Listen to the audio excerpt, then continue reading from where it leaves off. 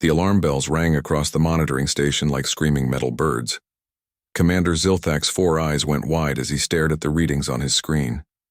Something big was coming out of hyperspace, and it was not supposed to be there. "Sir, we have an unauthorized jump signature," called out Sensor Officer Vextal from her station. Her voice shook with worry. "The energy pattern is unlike anything in our database." Zilthak moved his long, thin legs quickly across the control room floor. The Vrex Empire had been watching this system for over 50 cycles. Nothing ever happened here. It was just empty space with a few dead planets and some asteroid fields. Perfect for a quiet monitoring post.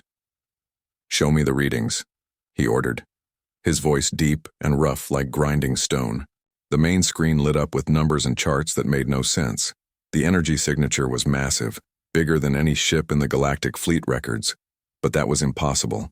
The biggest ships belonged to the Council itself, and they always sent warning signals before jumping into any system. Then space itself seemed to tear open. A hole of swirling blue and white energy appeared in the darkness. Lightning danced around its edges like angry spirits. The hole grew bigger and bigger, until it was large enough to swallow a small moon. Something came through. The ship that emerged from the tear in space was like nothing Zilthak had ever seen. It was long and angular, covered in dark metal that seemed to drink in the light from nearby stars. Strange markings ran along its hull in patterns that hurt to look at. Gun barrels stuck out from its sides like the spines of some deadly creature. "By the ancient gods," whispered Vextal. "What is that thing?" Zilthak checked his computer again. The ship was over 2 miles long and half a mile wide. Its mass readings were off the charts. Worse, it was not broadcasting any identification codes or diplomatic clearances. It was just sitting there in space like it owned the place. "Try to contact them," Zilthak ordered. "Demand identification and purpose." Inside the massive human ship, Captain Jake Morrison stood on the bridge with his hands behind his back. He was a tall man with short gray hair and eyes like blue steel. Scars on his face told stories of battles fought in the outer colonies, where Earth's government pretended not to look. "Contact from the monitoring station, sir," reported Communications Officer Nina Hayes. She was young with red hair tied back in a tight ponytail. "They want to know who we are and what we're doing here." Morrison smiled, but it was not a friendly smile. "Tell them they'll find out soon enough." Lieutenant Amy Foster looked up from her navigation console. She had been with Morrison for 3 years, ever since the colony wars started. "Sir, I'm reading 47 alien ships moving toward our position. They'll be here in 20 minutes. "Let them come," Morrison said calmly. He turned to face the main screen where the alien monitoring station hung in space like a metal spider. "Chief Sullivan, how are our weapons systems?" Chief Engineer Pete Sullivan's voice came through the communication system from deep in the ship's belly. "All systems green, Captain. The new plasma cannons are ready to show these aliens what human engineering can do." Morrison nodded. The UNS Iron Will was humanity's greatest achievement and its most closely guarded secret.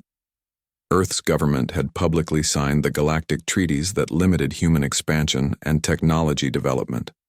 But privately, they had been building ships like this one in hidden shipyards beyond the edge of known space. Dr. Ryan Clark, the ship's expert on alien species, stepped forward. He was a thin man with nervous hands and thick glasses. "Captain, perhaps we should try talking to them first. The galactic treaties clearly state that any unauthorized military presence in Council space is an act of war." Morrison turned to look at him. "Doctor, those same treaties have kept humanity locked in a tiny corner of the galaxy for 20 years. They tell us what we can build, where we can go, and what we can discover. I'm done asking for permission." The main screen switched to show the approaching alien fleet. The ships were sleek and curved, built for beauty as much as function. They moved in perfect formation like a school of metal fish swimming through the void. "Sir," called out Tactical Officer Lisa Grant. "The alien fleet is powering up weapons. They're trying to surround us." Morrison walked to the center of the bridge. Around him, his crew of 800 humans prepared for what might be the most important battle in their species' history. They were farmers' children and factory workers' kids who had volunteered to crew humanity's first real warship. None of them had ever fired a shot in anger, but all of them knew why they were here. Open a channel to the alien fleet, Morrison ordered. The main screen flickered and showed the bridge of the lead alien ship. Admiral Kethavar of the Hegemony Third Fleet appeared on screen. He was tall and silver-skinned, with too many arms and eyes that glowed like red coals. Human vessel. Kethavar spoke in perfect English, his voice like the sound of metal scraping metal. You are in violation of 17 galactic laws. Power down your weapons and prepare to be boarded for inspection. Morrison stepped forward so the alien could see him clearly. Admiral Kethavar, I am Captain Jake Morrison of the United Nations ship Iron Will. I'm here to deliver a message from humanity. What message? Kethavar demanded. Morrison's smile grew wider. This system now belongs to Earth. Any alien ships that remain here in 10 minutes will be considered hostile and dealt with accordingly. The alien admiral's eyes flared brighter. You cannot be serious. You are one ship against 47. I'm completely serious, Morrison replied. And Admiral, you might want to count again. Behind the Iron Will, space began to shimmer. More ships were coming through the hyperspace tear. But these were smaller and moved differently. They spread out like a swarm of angry bees, taking positions around the alien fleet. Morrison looked directly into the camera. This is human space now. You have 9 minutes to leave. The transmission ended, leaving the alien fleet staring at a human warship that had just declared war on the entire galactic order. In the monitoring station, Commander Zilthak frantically sent emergency signals to every council member world. The humans had arrived, and nothing would ever be the same. Admiral Kethavar stared at the empty screen where the human captain's face had been moments before. His forearms moved quickly over his control panels, bringing up tactical displays and fleet formations. In his 300 years of military service, no one had ever spoken to him like that. Communications, get me a direct line to the Galactic Council Emergency Assembly, he ordered. His voice carried the authority of someone who had conquered 12 star systems for the hegemony. Sir, reported his tactical officer, a young hegemony warrior named Koltar. The human ship is not moving. They appear to be waiting for our response. Kethavar looked at the readings from his fleet's sensors. The human ship was massive, but it was still just one ship. His 47 vessels included some of the most advanced warships in the galaxy. Surely the humans were bluffing. Signal the fleet, he commanded. Form attack formation Delta 7. We'll show these newcomers what happens when they threaten the established order. On the Iron Will, Captain Morrison watched the alien ships move into position around his vessel. They formed a perfect sphere with his ship at the center, their weapons all pointing inward like the spines of a deadly sea creature. They're trying to intimidate us, observed Lieutenant Amy Foster from her navigation station. She had been studying alien tactical manuals for months preparing for this moment. Dr. Ryan Clark stepped forward, his hands shaking slightly. Captain, I must protest this course of action. The aliens have overwhelming numerical superiority. Perhaps we could try a diplomatic approach.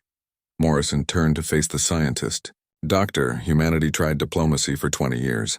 The result was the restriction protocols that locked us into one tiny corner of the galaxy. We're done being the galaxy's pet humans. Communications Officer Nina Hayes looked up from her console. Sir, I'm receiving transmissions from the alien fleet. They're demanding we power down our weapons and submit to boarding. What's our response? Asked Tactical Officer Lisa Grant. Her fingers hovered over the firing controls, ready to unleash humanity's newest weapons technology. Morrison walked to the center of the bridge. Through the main viewing screen, he could see the alien ships surrounding them like hungry wolves. Each one was beautiful in its own way, built by civilizations that had mastered space travel when humans were still discovering fire. Miss Hayes, open a channel to the alien fleet, he ordered.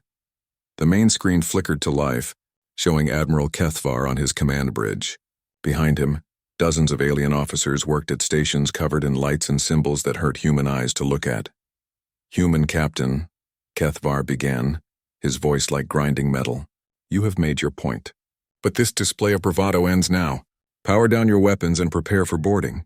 Your ship will be confiscated and your crew will face trial for violations of galactic law. Morrison smiled that cold smile again. Admiral, I think there's been a misunderstanding.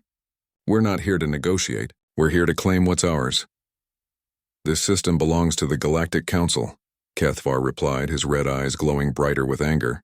No single species can claim ownership of entire star systems without proper authorization. Watch us, Morrison said simply. He turned to Lisa Grant. Miss Grant, target the 3 largest ships in their formation. Fire a warning shot across their bows. Let's show them what human engineering looks like. Grant's hands moved over her controls like a pianist playing a deadly song. Targeting solutions locked, sir. Plasma cannons charging. The Iron Will's main weapons began to glow with a blue-white light that made nearby space shimmer like water. Energy readings spiked beyond anything in the alien fleet's experience. What are they doing? Kultar asked from his station aboard Kethvar's flagship. Before the Admiral could answer, the human ship fired. 3 beams of pure energy lanced out from the Iron Will's weapons array. They moved faster than light itself, crossing the distance to the alien ships in an instant. The beams struck the shields of the 3 largest vessels in the alien formation. What happened next shocked every alien in the fleet. The beams didn't just hit the shields and dissipate like normal weapons. They punched through the energy barriers like they weren't even there. The excess energy spread out in brilliant cascades of light that lit up the entire system. Impossible, whispered Kethavar. No weapon can penetrate our shield technology. His tactical officer was frantically checking readings. Sir, their weapons are operating on principles we don't understand. The energy output is beyond our measurement capabilities. On the Iron Will, Morrison watched the alien ships recoil from his warning shot. The 3 targeted vessels were still intact, but their shields were completely down. If he had aimed to kill instead of warn, those ships would be floating debris. Chief Engineer Pete Sullivan's voice came over the communication system from the engine room. Captain, all weapon systems performing within normal parameters. The new plasma technology is working exactly as designed. Dr. Ryan Clark stared at the tactical displays in amazement. Captain, how is this possible? Our weapons just penetrated shields that are supposed to be impenetrable. Morrison turned to face him. Doctor, the aliens have been building ships the same way for thousands of years. They focus on defense and longevity. Humans focus on making things that work better and hit harder. Sometimes the new way beats the old way. Admiral Kethvar was receiving frantic reports from across his fleet. The human warning shot had been detected by every sensor in the system. The energy readings were impossible according to every known law of physics. Get me a direct connection to the Galactic Council, he ordered. Tell them we need immediate reinforcements. This situation is beyond our current capabilities. Sir, his communications officer reported. The Council is already dispatching additional fleets. Admiral Vexnar is coming with the 3rd battle group. They'll be here in 6 hours. Kethvar nodded, but he wasn't sure 6 hours would be enough. The humans had just demonstrated weapon technology that made his entire fleet obsolete. On the Iron Will, Morrison was receiving his own reports. Long-range sensors were detecting more alien ships jumping into nearby systems. Soon his single ship would be facing hundreds of enemy vessels. Captain, Amy Foster called out, I'm reading massive hyperspace signatures throughout the sector. The aliens are calling in reinforcements. Morrison nodded. He had expected this. The aliens wouldn't let a single human ship challenge their authority without a massive response. Miss Hayes, send a message to Earth, he ordered. Tell them the Iron Will has arrived and the operation is proceeding as planned. What about the alien fleet, sir? Asked Lisa Grant. Morrison looked at the tactical display showing 47 alien ships surrounding his vessel. Soon there would be hundreds more, but he wasn't worried. The Iron Will wasn't just a warship. It was the first move in a much larger game. Let them come, he said quietly. It's time the galaxy learned what humans can do when we stop asking for permission. 6 hours later, the space around the Iron Will looked like a gathering storm. Admiral Vexnar had arrived with 60 more ships, bringing the total alien force to over 100 vessels. They formed layers of defensive positions around the human ship, like rings of metal and energy in the darkness. Captain Morrison stood on his bridge, drinking coffee from a metal cup while he watched the alien formations on his tactical display.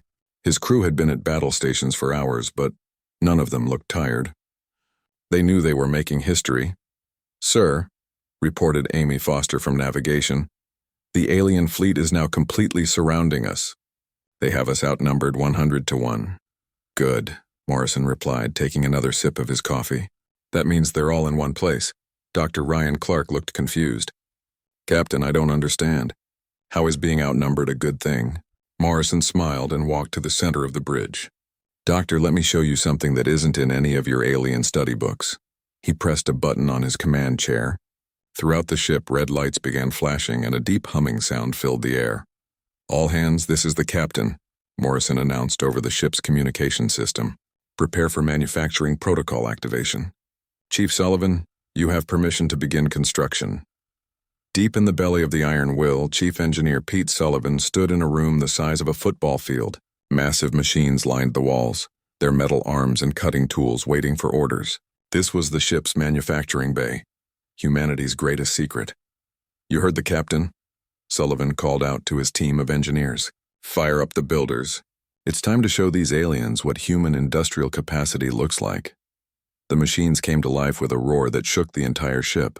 Conveyor belts started moving.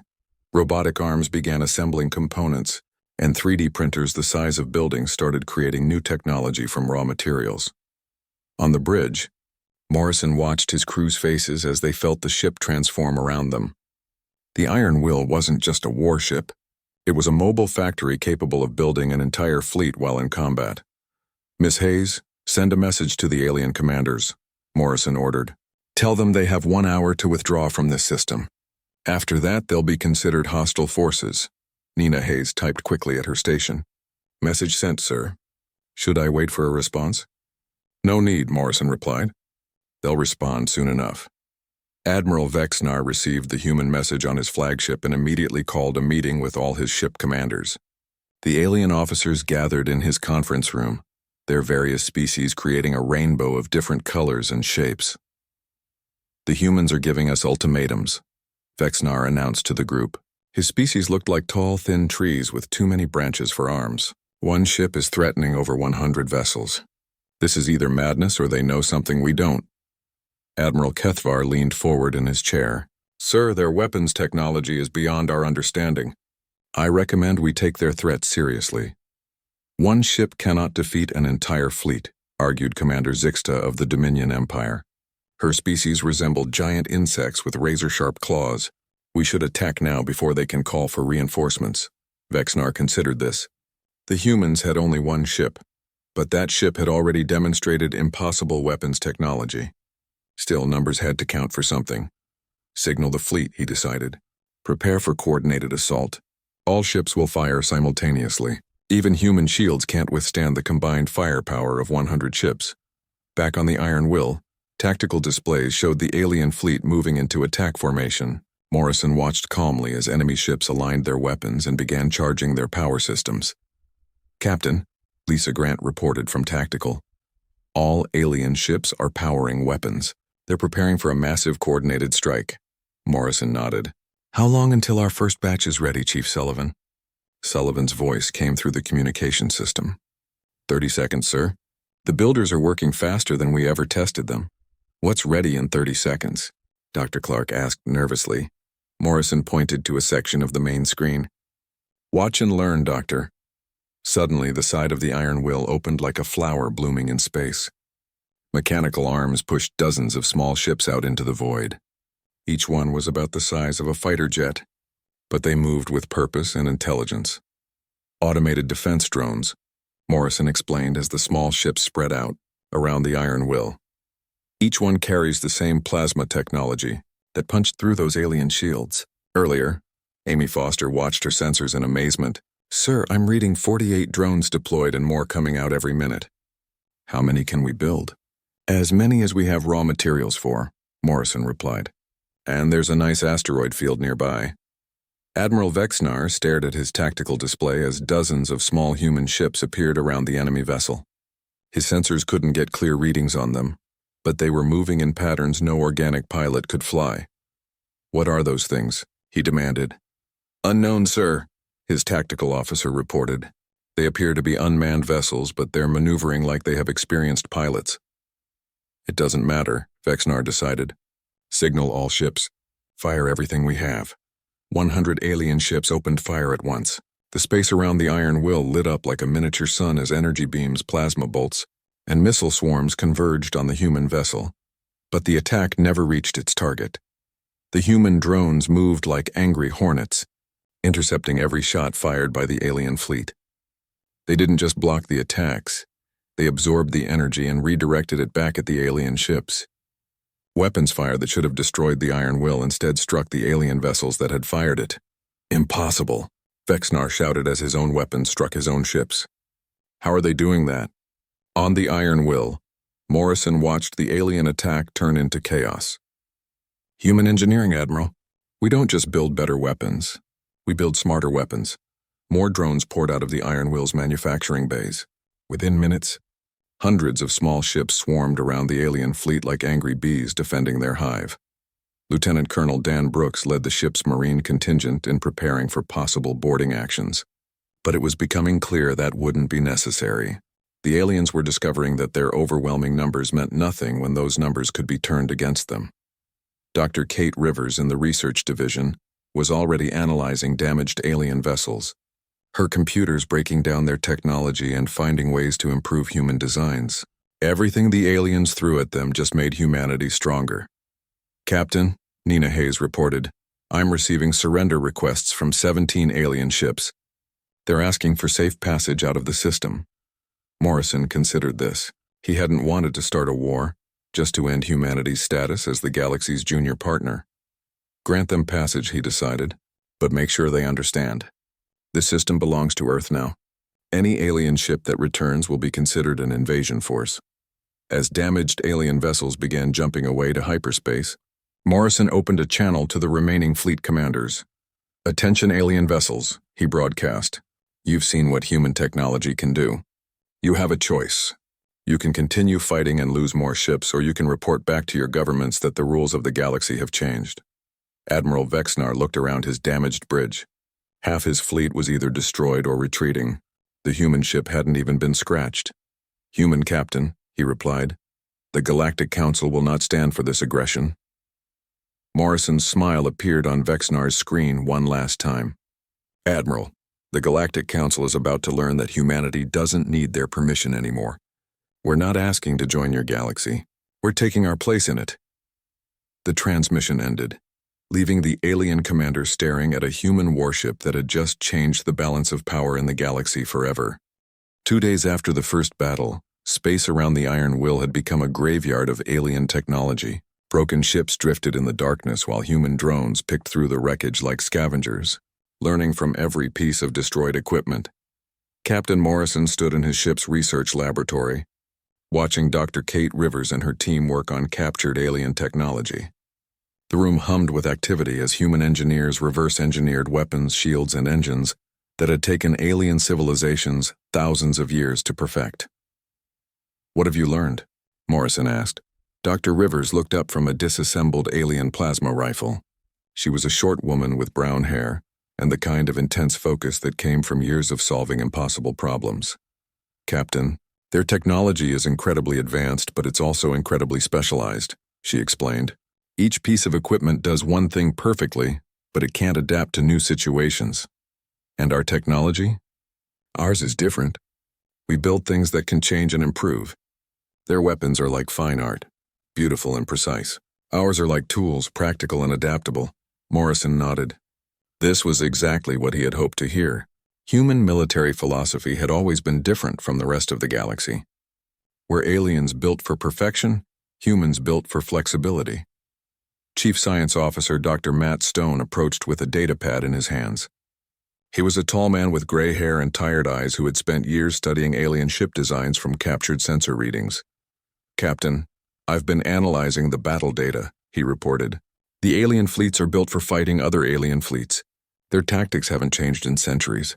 They're not prepared for our approach to warfare. Explain. They build their ships to last for decades, even centuries. Every component is designed for maximum reliability and minimum maintenance. But that makes them inflexible. When we hit them with something they haven't seen before, they can't adapt quickly enough.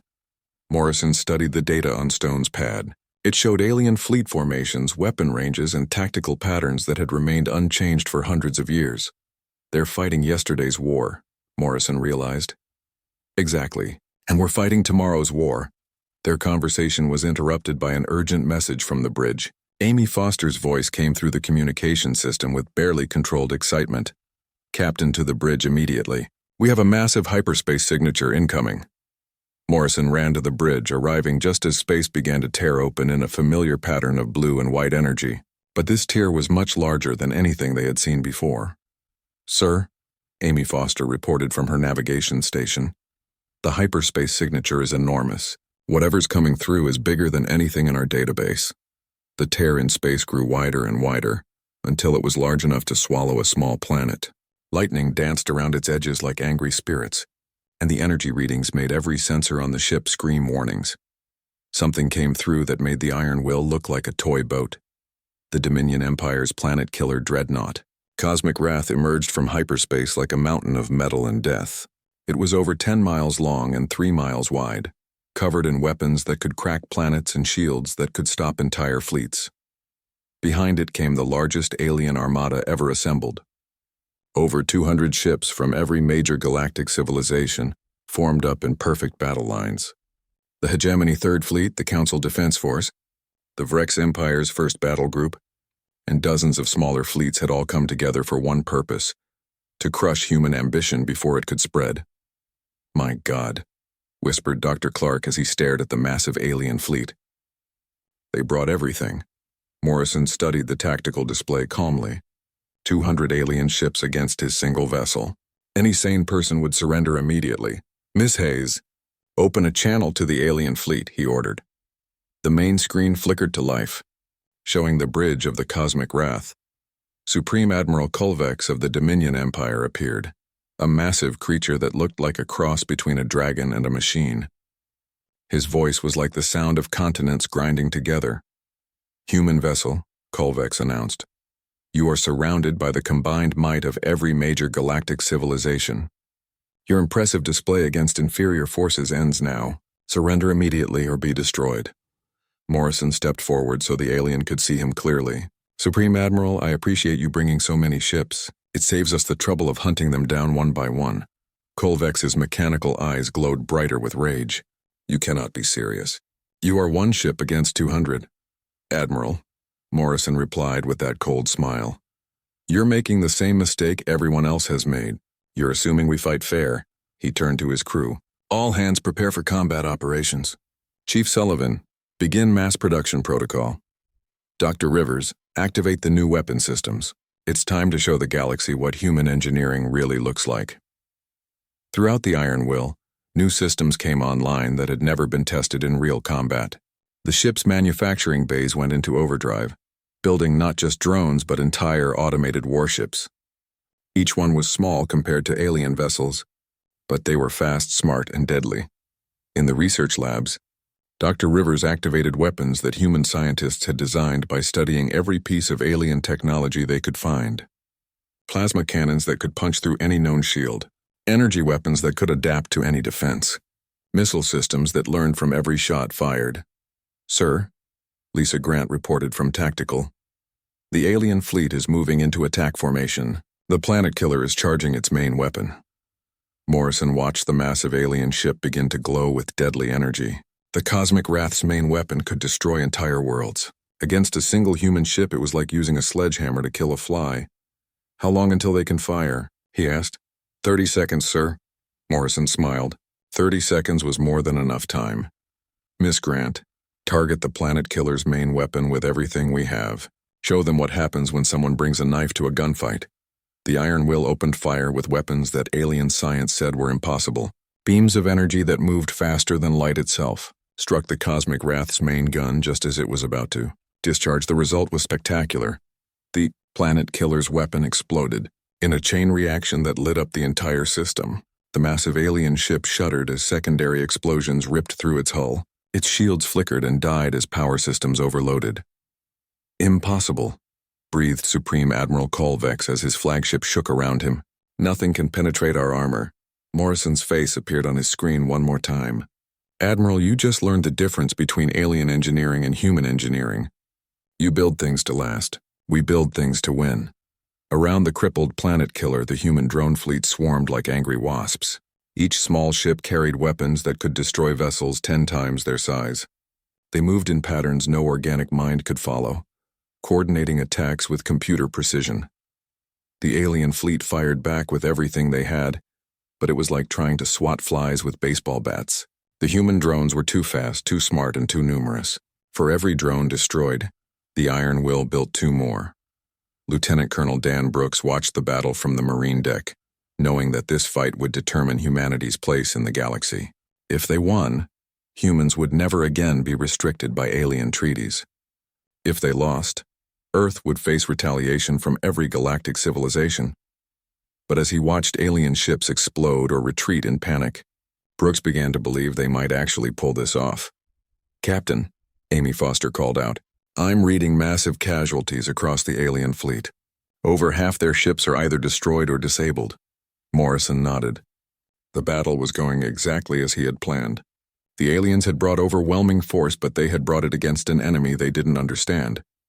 "Signal the surviving alien ships," he ordered. "Tell them they have 10 minutes to withdraw from human space before we target them directly." The message went out across the battlefield, and one by one, alien ships began jumping to hyperspace. They had come to crush human ambition, but instead they had learned that humanity was no longer asking for permission to exist. 1 week after the Great Battle, Captain Morrison stood on the observation deck of his ship, looking out at what had once been empty space. Now it was bustling with activity as human construction drones built the first human starbase in former Council territory. The structure rose from nothing like a metal flower blooming in the darkness. Docking bays for ships, manufacturing facilities, living quarters, and defensive weapons all came together under the guidance of human engineering. They were calling it New Houston, and it would be humanity's first foothold in the wider galaxy. "Sir," Amy Foster approached with a datapad in her hands, "we're receiving a transmission from Earth. It's marked Priority 1 from Fleet Command." Morrison took the pad and read the message. A smile spread across his face as he absorbed the contents. "Good news?" Foster asked. "The best," Morrison replied. 6 more ships like the Iron Will are already en route to strategic systems throughout the galaxy. Our little unauthorized mission just became the opening move in humanity's expansion plan." Foster's eyes widened. "Sir, are you saying this was always planned?" Morrison looked out at the growing starbase. "Lieutenant, Earth's government publicly disavowed our mission to keep the peace, but privately they've been preparing for this day for years. The Iron Will wasn't built to start a war. It was built to end humanity's status as a junior member of galactic civilization." On the bridge, Dr. Ryan Clark was studying reports from across the galaxy. The battle at what was now being called the New Houston system had sent shockwaves through every alien government. Emergency sessions were being called, fleets were being repositioned, and for the first time in centuries, the established galactic order was being questioned. "Captain," Clark reported when Morrison returned to the bridge, "I'm monitoring alien communication channels. The Galactic Council is in complete chaos. Half the member species are calling for immediate retaliation against Earth. The other half are trying to open diplomatic channels." Morrison settled into his command chair. "What about our friends who visited us last week?" "The Hegemony Third Fleet is still limping home. The Dominion Empire's planet killer is in a repair dock that doesn't have parts for the damage we caused. Admiral Colvex has been relieved of command for losing a battle against primitive humans." Communications Officer Nina Hayes looked up from her station. "Sir, I'm receiving a message from the Galactic Council. They're requesting immediate diplomatic negotiations." "After trying to destroy us with overwhelming force?" Morrison asked. "It seems they've had a change of perspective," Hayes replied. The main screen activated to show Mediator Vexney of the Galactic Council. She was a tall, elegant creature that looked like she was made of living crystal. Her species had been mediating galactic disputes for thousands of years. "Captain Morrison," she began, her voice like the sound of wind chimes in a gentle breeze. "The Galactic Council wishes to open formal diplomatic relations with the human government." Morrison leaned back in his chair. "Mediator, a week ago your fleets tried to destroy my ship. Now you want to talk? What changed your mind?" "The demonstration of human military capabilities has caused us to reassess our position regarding your species," Vexney replied carefully. "Perhaps we were hasty in our restrictions on human expansion."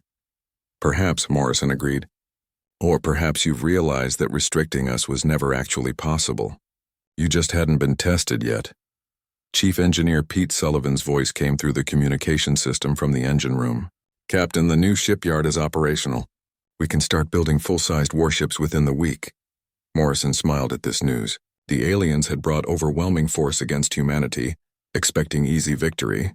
Instead, they had given humans access to advanced alien technology that human engineers were already improving. Dr. Kate Rivers entered the bridge carrying a tablet full of technical specifications. "Captain, our analysis of captured alien technology is complete. We can now build ships that are faster, stronger, and more heavily armed than anything in the galactic fleet records." "How much better?" Morrison asked. "Our next generation of ships will make the Iron Will look like a rowboat," Rivers replied. "We've learned from every alien design we encountered. The new ships will be unstoppable." Mediator Vexney had been listening to this conversation with growing alarm. "Captain Morrison, surely you're not planning to build an entire fleet of such vessels?" Morrison turned back to the screen.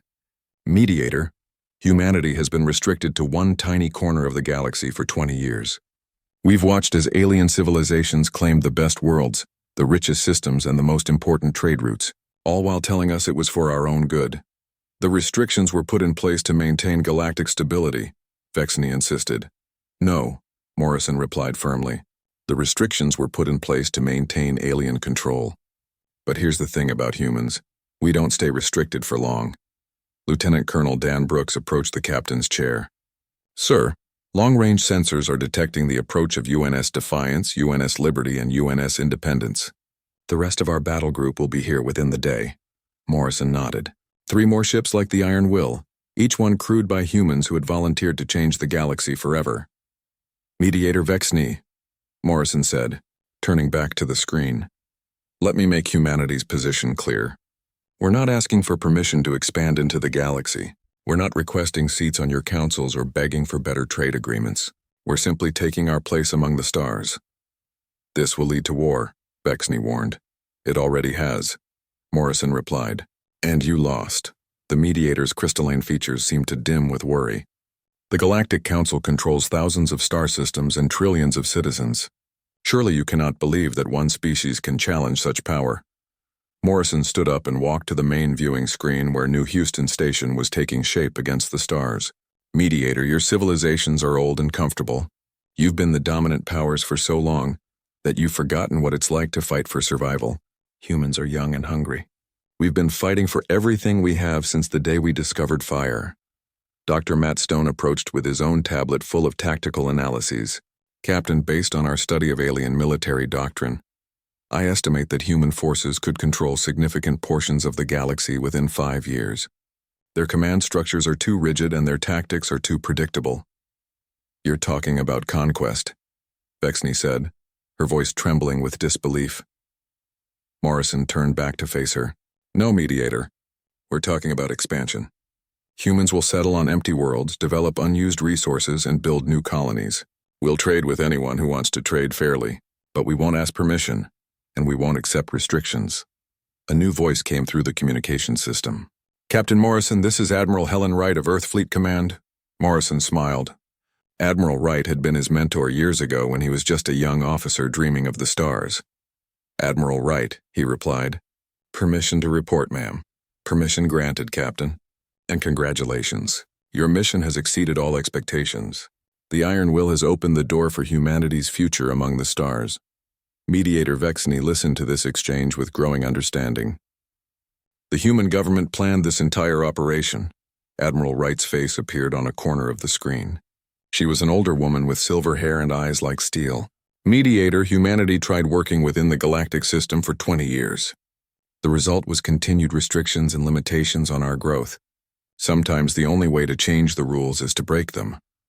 Morrison looked around his bridge at the crew that had helped him change the course of galactic history.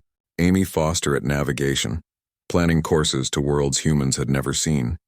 Lisa Grant at tactical, ready to defend humanity's new position. Nina Hayes at communications, carrying humanity's message to the stars. "Mediator Vexney," Morrison said, "humanity is offering the galaxy a choice. You can accept us as equals and work with us to build a better future. Or you can oppose us and learn what happens when you try to cage a species that was born to explore."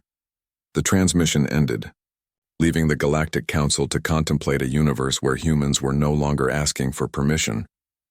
Morrison turned to his crew. "Set course for the next system on our list. It's time to build humanity's empire among the stars." As the Iron Will moved away from New Houston Station, It left behind the first human outpost in former alien space. Soon there would be many more, spreading across the galaxy like seeds on the cosmic wind. The age of human expansion had begun, and nothing would ever be the same.